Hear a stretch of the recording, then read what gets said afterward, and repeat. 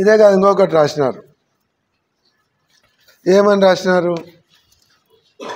ఇసుక మీద రాసినారు. ఇసుక సజ్జల రామకృష్ణారెడ్డి గారిని పట్టుకొని చక్రం తిప్పి ఇసుక అంతా నేనే ట్రాన్సాక్షన్ చేసినాను అని. ఒక్క ఇసుక రేణువు నా ద్వారా బయటికి పోయిందని ఈనాడు వాళ్ళు ప్రూవ్ చేస్తే నేను ఖచ్చితంగా నా జిల్లా పార్టీ ప్రెసిడెంట్గా కాదు, రాజకీయాలను వదిలిపెడతా.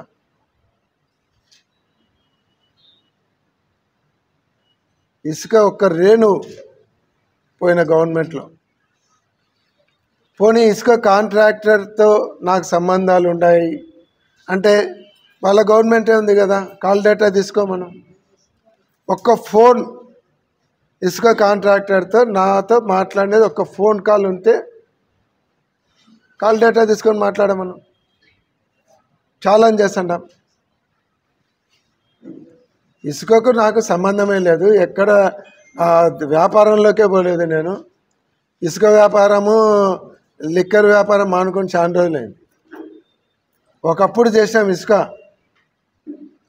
ఆ రోజు మా నాయన మినిస్టర్గా ఉన్నప్పుడు కూడా అంతకుముందు యాక్షన్ కంటే ముందు 2 లక్షల సంవత్సరానికి ఉండేది 16 లక్షలు పెట్టి పాడినాం.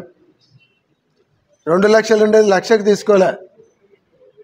2 లక్షలు 16 లక్షలు అంటే 8 టైమ్స్ ఇంక్రీజ్ చేసినాం.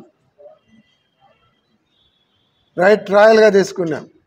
2 సంవత్సరాల తర్వాత మళ్ళీ యాక్షన్ వస్తే 8 లక్షలకు మేము 16 లక్షలకు పాడినది 1,05,00,000కు తీసుకున్నాం కాంపిటీషన్లో.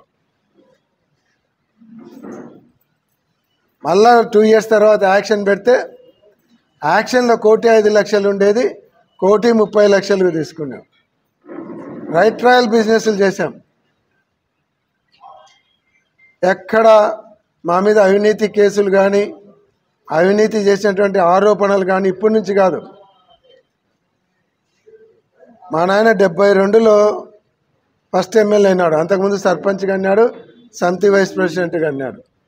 72లో మా నాయన ఎమ్మెల్యే అయినాడంటే 53 సంవత్సరాల కిందట.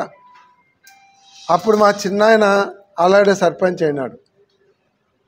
ఈ 55 సంవత్సరాలలో కుటుంబం మీద ఎమ్మెల్యేగా 5 సార్లు చేసినాడు.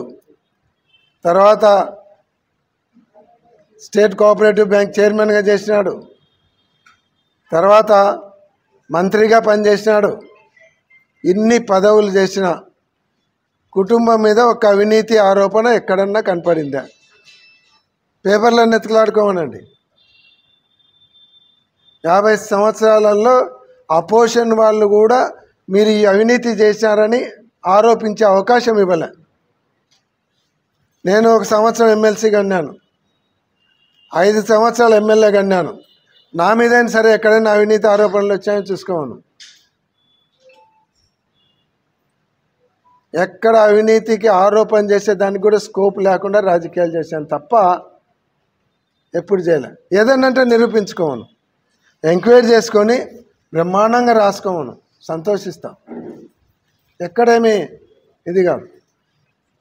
ఊరికే మా దగ్గర పేపర్ ఉంది, బురద చల్లితే వాళ్ళే కడుక్కుంటారులే అనేటువంటి ఆలోచన ఈనాడు వాళ్ళకు సరికాదు.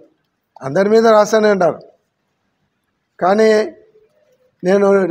నేనేదో తప్పు చేయలేని చెప్పుకోనికే కాదు, వాళ్ళ తప్పులు కూడా ఉన్నాయి. వాళ్ళ తప్పులకు వాళ్ళు ఆన్సర్ ఇవ్వమనండి.